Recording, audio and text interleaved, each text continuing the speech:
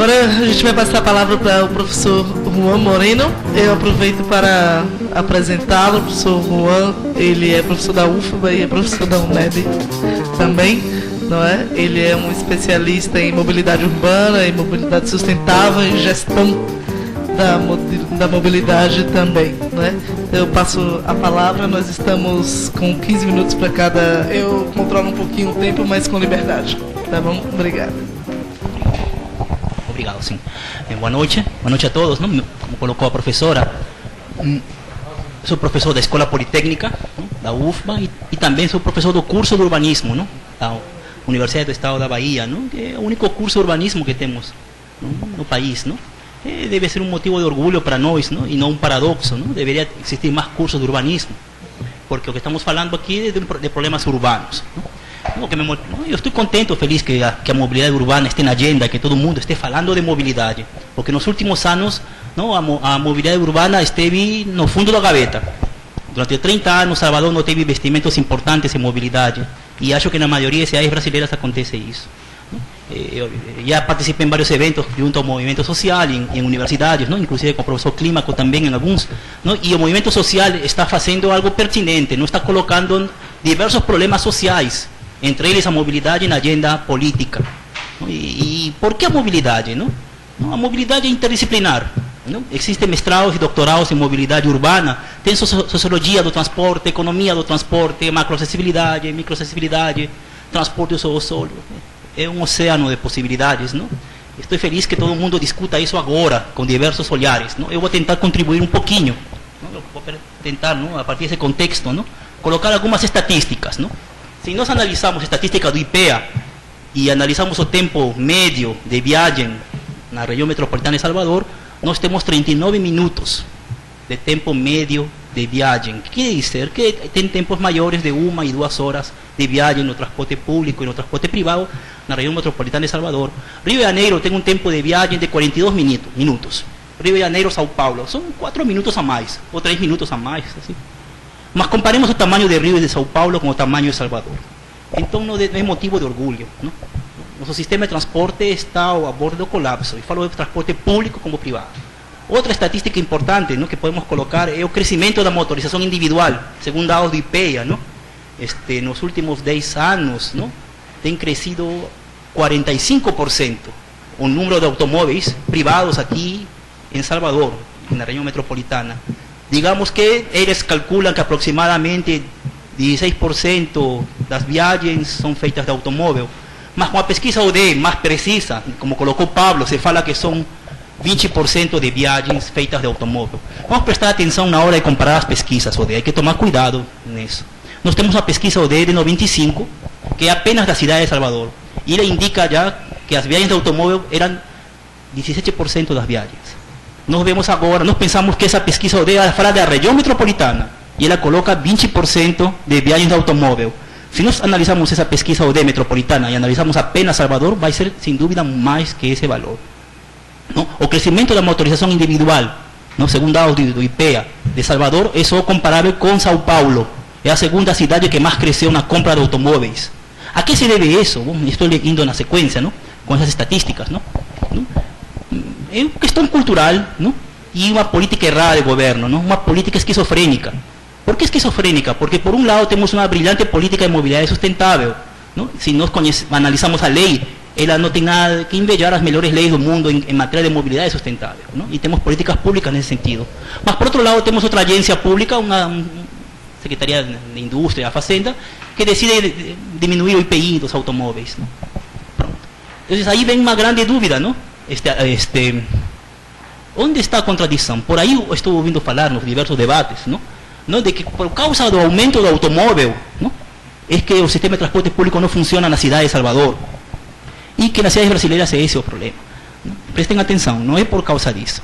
É um componente do problema, o crescimento da motorização individual. Mas as pessoas estão comprando mais carro, um segundo carro, um terceiro carro, porque o sistema de transporte público simplesmente não funciona. E nosso sistema já tem mais de 10 anos que não funciona. Não é de agora. Nós temos que estar atentos a isso, não cair naquele discurso que se está dando por aí. Então, o uso do automóvel não é porque é muito fácil jogar a culpa ¿no? A responsabilidade de um problema de extrema gravidade, não? Entre nós mesmos. É o usuário do automóvel responsável que o sistema de transporte público esteja ao borde do colapso. Não. O sistema de transporte público, não? Principalmente na nossa cidade, não tem qualidade, tem mais de 10 anos disso. E esse é o tema que quero colocar aqui e avançar nisso. Então, as pessoas estão comprando 2 carros e quando não devem, compram um 3º carro porque o sistema de transporte público simplesmente tem baixos indicadores de nível de serviço, baixos indicadores de qualidade. Particularmente o nosso, o sistema de transporte público Salvador está estigmatizado historicamente. Por eso os indicadores, como colocou o professor Climacor em relação a ele, não?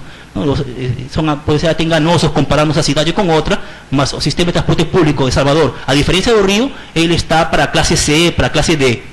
Historicamente não teve ninguém da classe A ou B que usou o sistema de transporte público por ônibus da cidade. Pronto. Esse é o ponto de partida, é sociologia dos transportes, e analisar a coisa por aí em diante para as políticas públicas. Não? Outra questão, outro mito, não? Que se está colocando na mídia, não? E em diversos debates, são 2 projetos. Não? Eu peço aos senhores que tomem cuidado em relação aos projetos, porque já temos 20 anos, não? 10 anos que está falando de projetos, e tem projetos para todo. Não? Então, nas cidades, mundo lá fora, onde se implementou mobilidade sustentável, não se fez projetos. O primeiro que se fez foram planos de mobilidade sustentável. Não temos cultura de planeamento, porque todos os projetos, porque todos os planos urbanos que nós tivemos ficaram truncos. E temos o PDU nosso, por exemplo, que está sendo questionado seriamente, não? E deixa, nos deixa em dúvidas, não? E em grande desconfiança em relação ao futuro político da gestão urbana na cidade de Salvador, em relação a esse aspecto.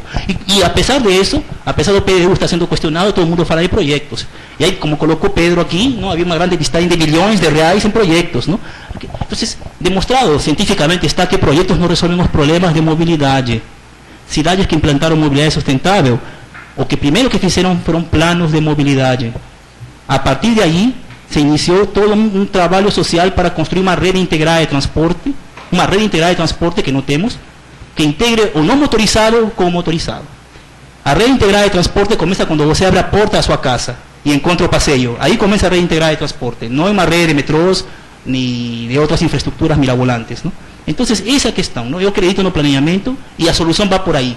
São Paulo, o que está fazendo? São Paulo vai revisar o plano diretor, não? E está iniciando trabalhos para o próximo ano começar a implementar um plano de mobilidade sustentável, como eles dizem, muito bem dito. Igual Belo Horizonte, que está trabalhando com um plano de mobilidade sustentável. Esse conceito não chegou para nós. É interessante, não? Porque estão a poucos quilômetros, estão pertinho, não?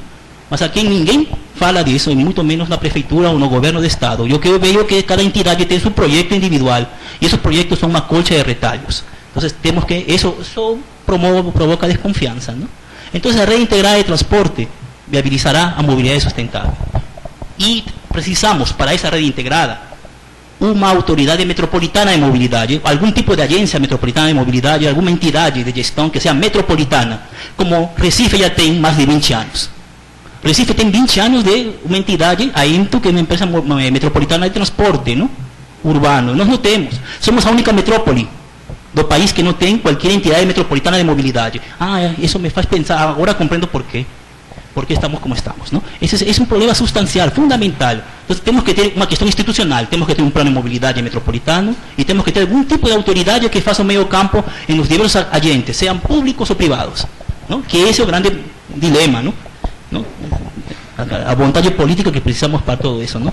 Agora, a qualidade do serviço, não? Se enfrenta ao carro. Talvez vamos a ver que o mercado de ônibus urbano, eu prefiro tocar isso como tema agora, aprofundar esse tema, porque eu sei que existe um movimento social de passe livre, tarifa zero, e todo mundo por lá está pedindo tarifa zero e passe livre. Não hay que estar atentos a isso também, não? Porque a gente, não, pensemos que se o governo reduzisse todos os impostos, não, da tarifa, a tarifa reduziria 11%, porque 11% é o componente de impostos no valor da tarifa. Então, se vamos ter tarifa zero ou algo parecido, alguém vai ter que arcar os custos. Não? Alguém vai ter que arcar os custos. E o pior que pode acontecer é que se procure recursos de um setor da economia para financiar o transporte. Não? E o pior que pode acontecer, não é isso eu falo, que se pegue dinheiro, por exemplo, do pré-sal, e se financia o sistema de transporte nos aspectos tarifários a partir do dinheiro pré-sal. Isso seria o pior a acontecer. ¿Por quê? Porque estaremos reforçando um modelo injusto, estaremos subsidiando a ineficiência. Eso que estaría haciendo acontecer. Y eso que voy a pasar a explicar en el mercado de transporte por ómnibus. Los problemas de segregación urbana colocados por los profesores y por todos están a raíz del mercado de transporte. Yo quiero analizar si realmente tenemos o no un mercado de transporte en las ciudades brasileñas. Hay varios autores que hablan de eso, yo quiero trasladar eso. En urbanismo falo para los alumnos de esos temas, de esos aspectos, ¿no? Entonces, si tenemos segregación, ¿no? Si tenemos problemas de valorización inmobiliaria desigual, ¿no? Y si tenemos problemas de accesibilidad desigual en las ciudades brasileñas, es porque el mercado de transporte colectivo por ómnibus es desigual y no se comporta como un mercado libre. ¿Qué sucede? El gobierno apostó, ya tiene más de 30 años de eso, en el sector de transporte por ómnibus, siendo un sector estratégico para la red urbana brasileña, y colocó un conjunto de investimentos e instituciones para fortalecer aquel sector económico. Se apostó en el sistema de transporte colectivo por ómnibus, en pocas palabras. ¿Qué acontece? Tenemos un mercado ideal, ¿no? Metrópolis industrializadas, las cuales grande número de inmigrantes llegan año a año y crecen explosivamente. Salvador duplicó su población rápidamente. Metrópolis de 5 millones de habitantes, de 3 millones de habitantes, metrópolis de 14 millones de habitantes, es el escenario ideal, ¿no? Mucha población y baja renta, es el escenario ideal para que prospere el transporte colectivo por ómnibus, ¿no? Entonces, sucede que los empresarios de transporte colectivo por ómnibus, ¿no? Y el gobierno iniciaron implementaron un modelo de remuneración, ¿no? Que aparentemente no es muy justo. Voy a explicar rápidamente a los señores, ¿no? El modelo de remuneración de transporte colectivo por ómnibus, o sea, como se calcula tarifa, entre otras cosas, procura resarcir al empresario de sus costos. Así de simple. Los empresarios de transporte por ómnibus, ellos transportan pasajeros, para eso consumen, para el transporte de pasajeros, consumen diésel, ¿no? Pesas, accesorios, vehículos, taxas, impuestos, ¿no? Hacemos una cuenta de eso, y en función de eso, el gobierno tiene que resarcir de sus costos a los empresarios. Acabó. Un modelo muy simple. Ese modelo se utiliza en otros sectores de economía. El problema está en aplicar ese modelo en un mercado tan complejo como el mercado de transporte por ómnibus. Ese es el problema. Voy a explicar por qué. ¿Cuántas horas você pierde no transporte colectivo por ómnibus? Se calcula, ¿no? A partir de los datos que pasan, muchos de nosotros esperemos 3 a 4 horas, ¿no? Por día, calculen por semana, calculen por mes. Yo pregunto, ¿los señores son resarcidos por el tiempo perdido? Entonces ahí está el principal problema del mercado. Entonces, eso que se ven diciendo, ¿no? Y no se quiere cuestionar, mas hay que estar atentos a eso. O usar el sistema de transporte colectivo, cuanto menos renta tiene, más tiempo pierde, y no es resarcido por la pérdida de tiempo, porque el modelo no provoca a concurrencia, no provoca competitividad del empresario. ¿Cómo se da eso? De diversos factores. Entonces, el mercado de transporte colectivo por ómnibus no tiene concurrencia perfecta, pero al contrario, es totalmente imperfecto, ¿no? ¿Por qué? Porque los empresarios en diversas ciudades brasileñas, y no se observa, practican un monopolio territorial, algo que colocó el profesor Clímaco también en Santa Cruz. ¿Qué es un monopolio territorial? Una única empresa serve un único bairro. Entonces, ¿qué mercado libre me están falando? ¿Qué concurrencia tenemos ahí? Ahí, eso tiene años que acontece eso ahí. La ciudad es loteada, es dividida, y cada empresa se divide en sectores de la ciudad. Acontece aquí, acontece en diversas ciudades brasileñas. Otra respuesta que el mercado da, que el mercado o el empresario del sector, ¿no? No gosta de riesgos. Él también agarra y no permite a participación social en el planeamiento de la ruta de transporte colectivo por ómnibus. Yo pregunto, ¿cómo son las rutas de transporte colectivo en la ciudad de Salvador? Yo pego ómnibus a veces, ¿no? Ya paré de pegar. Cuando o ómnibus no hace un macarrón, ¿no? Totalmente una ruta sinuosa. Entonces, pronto, eso explica que él no está preocupado con su tiempo de viaje. O fin último del sistema de transporte colectivo es fornecer tiempo de viaje. Quiere decir que el producto final que nos obtenemos en esas relaciones de mercado es tiempo de viaje, en accesibilidad. No recibimos eso. Cuando pagamos los RAIs 80, recibimos un deservicio. Pagamos los RAIs 80 y perdemos tiempo por cima, por causa de la ruta. Yo pregunto, señores, ¿alguien de ustedes fue convidado para discutir la ruta de transporte colectivo de su bairro? Ninguém, ¿no? Claro, no tenemos plano de movilidad, no tenemos una Cámara Municipal de Transporte, que también no tenemos, donde debería se discutir esas cuestiones, ¿no? Entonces, por eso, si los empresarios definen sus rutas libremente, sin participación social, tenemos las consecuencias de esos grandes tiempos de viaje que están levantados por los institutos, por el IPEA, por ejemplo. ¿Sí? Ya estoy la parte final. Entonces, el mercado de ómnibus brasileiro, ¿no? También tengo problema de información. La información imperfecta, no es transparente, no tenemos información en relación al sistema, no tenemos informaciones cuántos son transportados, ¿no? Cuál es el destino. Ahora recientemente tenemos una pesquisa ODE mas durante 20 anos não tivemos informações e não temos. As informações não são públicas, é um mercado muito hermético. E os agentes, nós envolvidos no mercado, temos igual poder de decisão. Não? Os componentes, os agentes do mercado, todos têm um poder de decisão desigual. Não? Ninguém tem a capacidade de enfrentar esse poder político econômico. O que se pode dizer, segundo muitos autores, não?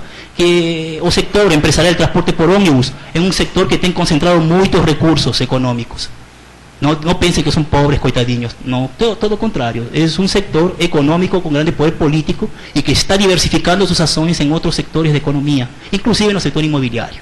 Não? Tem artigos e registros, isso acontece em São Paulo, no Rio, e está acontecendo aqui, me imagino. Então, que é isso? Se não vamos a colocar tarifa zero em boa hora, mas quem vai pagar a conta?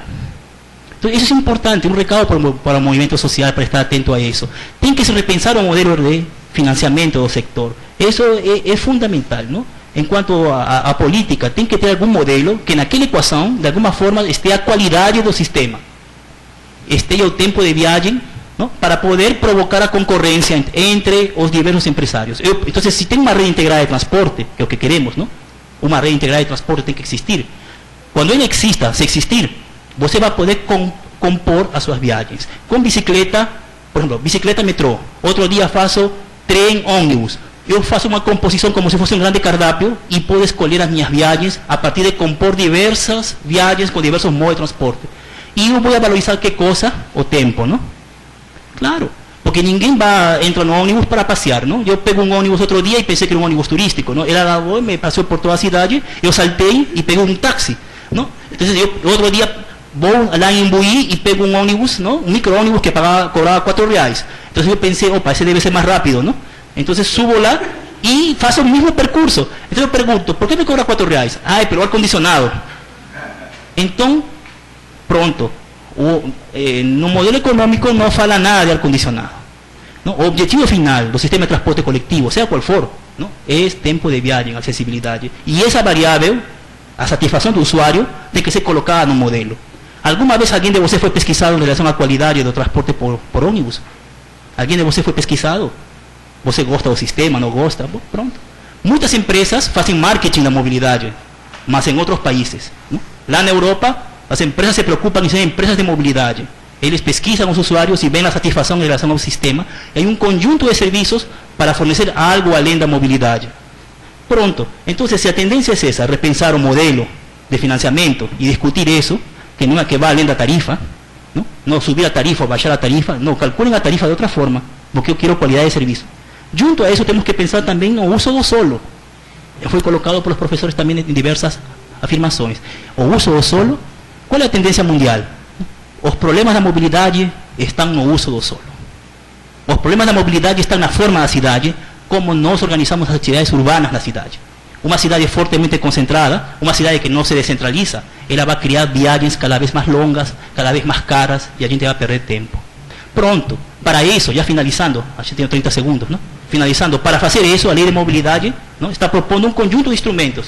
Não? Os instrumentos do Estatuto da Cidade. Os instrumentos do Estatuto da Cidade, não, são para criar solo, para criar densidade. O IPTU progressivo, não, as operações urbanas consorciadas, o direito de preensão, entre outros. Não?